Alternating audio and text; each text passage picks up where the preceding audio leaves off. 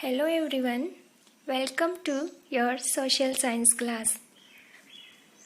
आप में से बहुत सारे बच्चों के कॉल आए थे। कुछ बच्चों ने टेक्स्ट मैसेज किया था कि मैम आप हमें हिंदी और इंग्लिश दोनों में समझाएंगे तो हमें ज़्यादा अच्छे से समझ आएगा। तो आज से मैं आपके सभी क्लास हिंदी और इंग्लिश दोनों में समझाऊंगी। आज का हमारा टॉपिक है understanding our criminal justice system. चलो शुरू करते हैं। एक बार क्लास शुरू होने से पहले चैनल को सब्सक्राइब कर दीजिए ताकि आगे आने वाली क्लासेस आप इजीली देख सको।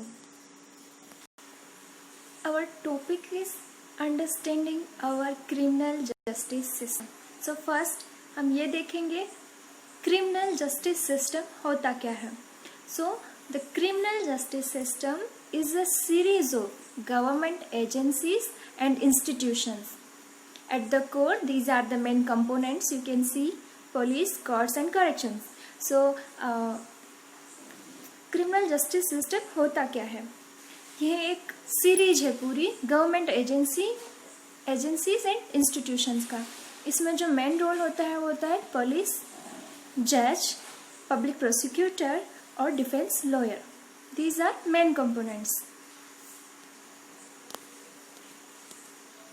अब हमारे क्रिमिनल जस्टिस सिस्टम को डिटेल में अच्छे से प्रैक्टिकल रियल लाइफ एग्जांपल्स की हेल्प से हम समझने की कोशिश करेंगे। When we see someone violating the law, we immediately think of informing the police. जब हम किसी को कोई भी रूल, कोई भी लॉ वायलेट करते हुए देखते हैं तो हमारे दिमाग में आता है हम पुलिस को इन्फॉर्म करें। कोई चोरी कर रहा है या किसी ने किसी का मर्डर किया, इमीडिएटली हमारे दिमाग में आता है हम पुलिस को इन्फॉर्म करें। You might have seen either in real life or in the movies police officer filing reports and arresting persons. Because of the role played by the police in arresting persons, we often get confused and think that it is the police who decide whether a person is guilty or not. This, however, is far from true. After a person is arrested, it is a court of law that decide that a person is guilty or not the police. Okay, जब भी हम किसी को कोई भी law को violet करते हुए देखते हैं हम पुलिस को इन्फॉर्म करने का सोचते हैं और हम करते भी हैं। पर मूवीज़ में या फिर टीवी सीरियल्स में हम क्या देखते हैं, पुलिस ही है जो किसी भी व्यक्ति को आके अरेस्ट करती है, फिर वो ही डिशुम करके उसको पनिशमेंट दे देती है। मीन्स पुलिस ही डिसाइड कर लेती है कि कोई पर्सन गिल्टी है या नहीं है। बट रियल लाइफ में ऐसा कुछ भी नहीं होता है। रियल लाइफ में पुलिस का रोल क्या होता है वो हम देखेंगे आगे इसी चैप्टर में। What is the role of police? Police decide नहीं करती है कि कोई पर्सन गिल्टी है या नहीं, तो कौन डिसाइड करता है? This is the court and rule of the law that decides whether the accused person is guilty or not. Okay, first we will see that what is the difference between accused और guilty person. Accused जिस पे आरोप लगा है, आरोपी हिंदी में। guilty दोषी, ये प्रूव हो गया है कि उसी पर्सन ने क्राइम किया है, that time he will be guilty. Accused अभी उस पर ओनली किसी ने ब्लेम किया है कि उसने ऐसा कुछ किया है, वो अभी कोर्ट से प्रूव नहीं हुआ है कि वो ही दोषी है। तो अक्यूज्ड पर्सन गिल्टी है या नहीं है ये डिसाइड करता है court. According to the constitution, every individual charged a crime has to be given a fair trial. The 4 key players in the criminal justice system are the police, public prosecutor, the defense lawyer and the judge. हमारे criminal justice system में इन चारों का role सबसे important होता है, police, public prosecutor, जज and defence lawyer. और सभी को हमारे संविधान ने ये गारंटी दी है कि सभी को एक फेयर ट्रायल लेने का राइट है। ये हमारे फंडामेंटल राइट्स में आता है। Now let's try and understand their roles more generally. अब हम डिटेल में इन चारों का रोल क्या क्या होता है पूरे डिटेल में समझेंगे। इस चैप्टर में हम डिटेल में देखेंगे रोल ऑफ द पुलिस, और जब हम पुलिस का रोल डिस्कस करेंगे तो हम देखेंगे FIR, fundamental rights of arrested person and DK बस guidelines. When we will discuss about public prosecutor, that time we will discuss about his or her duties, क्या उसका रोल होता है. Then role of the judge, and sometime we will discuss who is the Chief Justice of India at present and what are the qualifications and what is the role of judge. First of all, we will see the role of police. What is the role of police in investigating a crime? आपने देखा कि उनका ये role नहीं होता है कि वो डिसाइड करे, तो फिर उनका रोल क्या होता है? आपके माइंड में ये क्वेश्चन आ रहा होगा. उसका रोल शुरू होता है FIR फाइल होने के बाद से. तो सबसे पहले हम FIR क्या होती है वो डिस्कस करेंगे. पुलिस का रोल सभी जगह सेम होता है, चाहे वो कर्नाटका की पुलिस हो, दिल्ली की या राजस्थान की. In 6th class only we discussed that FIR means first information report. FIR का फुल फॉर्म होता है फर्स्ट इंफॉर्मेशन रिपोर्ट, प्रथम सूचना प्रतिवेदन. तो it is with the registration of an FIR that police can begin their investigation. Police अपना investigation शुरू करती है FIR मिलने के बाद से. And this information FIR can be given to the police in written or orally. हम मौखिक रूप से बता सकते हैं पुलिस को कि क्या हुआ, FIR लिखवाना है तब, और रिटर्न में भी हम FIR लिखवा सकते हैं. और इसके लिए हमारे पास एक प्रेस्क्राइब परफॉर्मा होता है, वो भी मैं आपको आगे क्लास में बताऊंगी. और FIR का प्रारूप. The FIR usually mention the date and the place of offense, details the basic facts the offense, including the description of the events, if known the identity of the accused persons and witnesses is also mentioned.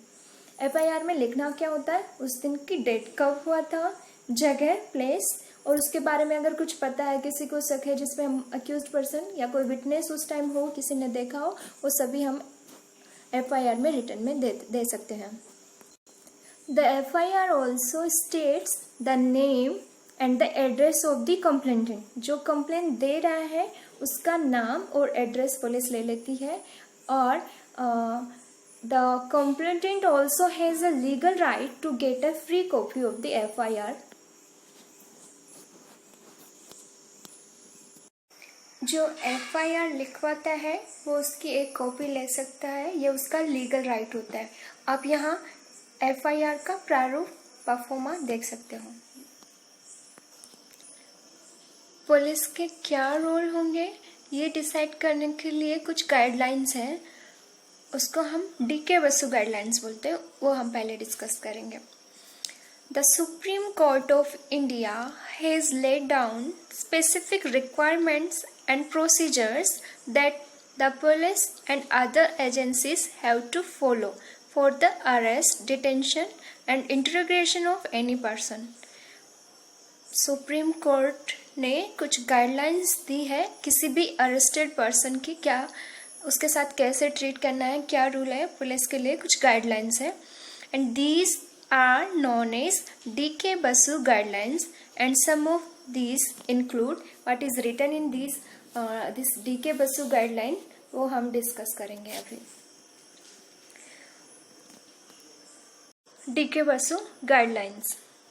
The police officials who carry out the arrest of interrogation should wear accurate and visible identification and name tag with their designation. जो police officer किसी person को arrest करने आ रहा है उसको अपना वो beige के साथ पूरा क्लियर नेम के साथ की यूनिफॉर्म पूरा वर्दी में आना है, अपने डेजिग्नेशन पद नाम के साथ. A memo of arrest should be prepared at the time of arrest and should include the time and date of arrest. Police को अरेस्ट करने आने से पहले एक मेमो, एक वारंट लेके आना होता है, वो पुलिस को तैयार करना कंपलसरी है और उस पे उस दिन की डेट और टाइम ऑफ अरेस्ट लिखना कंपलसरी है। And it should be attested bye at least one witness who could include a family member of the person arrested. The arrest memo should be countersigned by the person arrested. जिसको arrest करने आ रहा है उसका signature और एक witness का signature होना compulsory है अरेस्टिंग मेमो पर, जो मेमो पुलिस प्रिपेयर करती है। The person arrested, detained or being interrogated has a right to inform a relative, friend or well-wisher. ये जब भी पुलिस किसी को अरेस्ट करने आती है तब जिसको अरेस्ट किया जा रहा है उसका राइट है कि वो अपने किसी फ्रेंड या किसी वेल विशर या फैमिली मेंबर को इन्फॉर्म करे। When a friend or relative lives outside the district, the time of place of arrest and venue of custody must be notified by police within 8 to 12 hours after arrest. ये police की duty है, जो इस guideline को follow करना जरूरी है कि जब भी किसी पर्सन को अरेस्ट करे उस टाइम उसका कोई फैमिली मेंबर या फ्रेंड वहाँ नहीं है, आउट ऑफ स्टेशन है, तो विदिन 8 to 12 hours उनको इन्फॉर्म करे। Now we will discuss what is the role of police in investigating a crime. One important function of the police is investigate any complaint about the commission of a crime. An investigation includes recording statement of witness and collecting different kinds of evidence. On the basis of these investigations, the police are required to form an opinion. If the police think that the evidence points to the guilt of the accused person, then they file a charge sheet in the court. Police का role FIR के बाद start हुआ, उसका काम है investigation करना और investigation के टाइम पे वो विटनेस एविडेंस कलेक्ट करती है और उसको लगता है कि जो अक्यूज्ड पर्सन उसके अगेंस्ट जा रहा है तो पुलिस एक चार्जशीट फाइल करती है कोर्ट में। As we discussed, Supreme Court has laid down rules that the police must follow at the time of arrest, custody and questioning. Investigation करते टाइम पुलिस को क्या क्या ध्यान रखना चाहिए वो हम डिस्कस करेंगे। An inquiry includes recording statements of witness and collecting different kinds of evidence. जो इंक्वायरी होती है उसमें सारे विटनेसेस जो गवाह होते हैं उनके स्टेटमेंट्स कलेक्ट करती है पुलिस और अलग अलग तरह के जो साक्ष्य एविडेंस होते हैं वो कलेक्ट करना काम है पुलिस का। Police is to study any complaint about the commission of a crime. Witness and collecting different kinds of proof. बहुत अलग अलग तरीके के प्रूफ कलेक्ट। पुलिस की क्या क्या ड्यूटीज है वो हम डिस्कस कर रहे हैं। इसी के साथ आप फंडामेंटल राइट्स के बारे में तो जानते हो, वी हैव 6 फंडामेंटल राइट्स। इसी में एक है अरेस्टेड पर्सन के क्या राइट्स हैं, जिसको अरेस्ट किया जा रहा है उसके भी कुछ फंडामेंटल राइट्स होते हैं, वो क्या क्या है अभी हम डिस्कस करेंगे।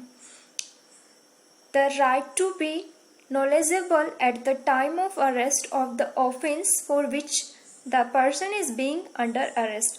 जब भी पुलिस आपको या किसी आपके रिलेटिव को या किसी व्यक्ति को अरेस्ट करने आए तो आप पूछ सकते हैं ऐसा क्या क्राइम किया है, क्या जुर्म किया है, क्या अपराध किया है जिसके लिए उसको अरेस्ट किया जा रहा है।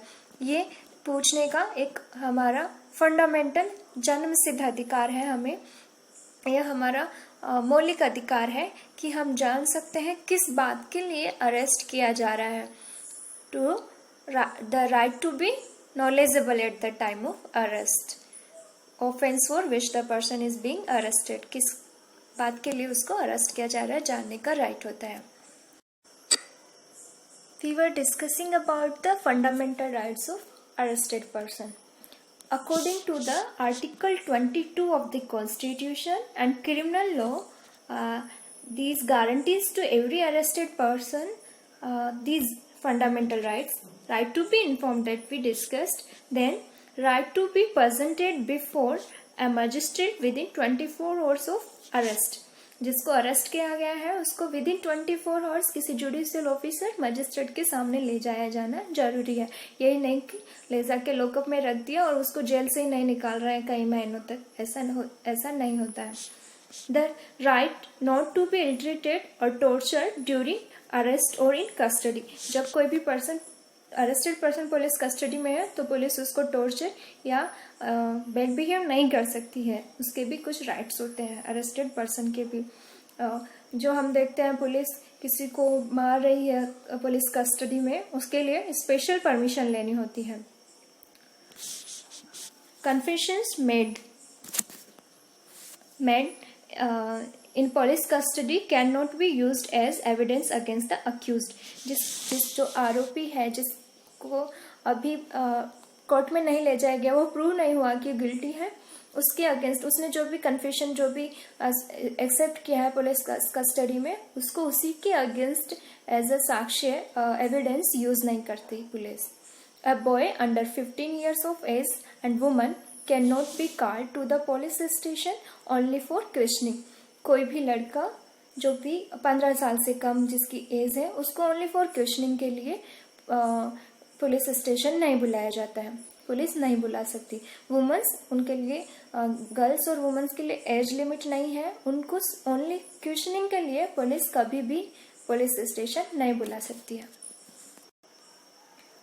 Confessions made in police custody cannot be used as evidence against the arrested person, and a boy under 15 years of age and woman cannot be called to the police station only for questioning. These are some fundamental rights according to Article 22 of Constitution, rights of arrested person. Now, with help of some pictures, we will try to understand the rights of arrested person. In this picture you can see the police are not permissible to torture and ill-treat or shoot anybody in inquiry। Inquiry के time police किसी को भी torture नहीं कर सकती, shoot नहीं कर सकती है और इल ट्रीट नहीं कर सकती है। इन प्रैक्टिकल लाइफ अभी थोड़े दिन पहले हैदराबाद में जो प्रियंका रेड्डी एनकाउंटर केस में जो पुलिस ने एनकाउंटर किया, ऐसे कुछ एग्जाम्पल्स हैं जब पुलिस ने खुद के राइट्स का, पर उसके लिए मीन्स एनकाउंटर किया, शूट किया, उसके लिए पुलिस को स्पेशल परमिशन लेनी होती है। So police are not permissible to torture or beat or shoot anybody in inquiry. Inquiry के टाइम पुलिस शूट नहीं कर सकती है। Police cannot inflict any form of penalty on a person even for petty offense। कितना भी बड़ा crime हो police torture नहीं कर सकती है किसी को। यहाँ तक हमने पुलिस का रोल देखा, अरेस्टेड पर्सन के राइट्स और डीके बसु गाइडलाइंस। ये वीडियो ज़्यादा बड़ा हो जाएगा, इसलिए सेकंड पार्ट में हम role of the public prosecutor, role of the जज और डिफेंस लॉयर और फेयर ट्रायल के बारे में पढ़ेंगे। पार्ट 2 के लिए सब्सक्राइब कर दीजिए चैनल को और अपने फ्रेंड्स को जो 8th क्लास में पढ़ रहे हैं उनके साथ ये लेसन जरूर शेयर कीजिए। Thank you.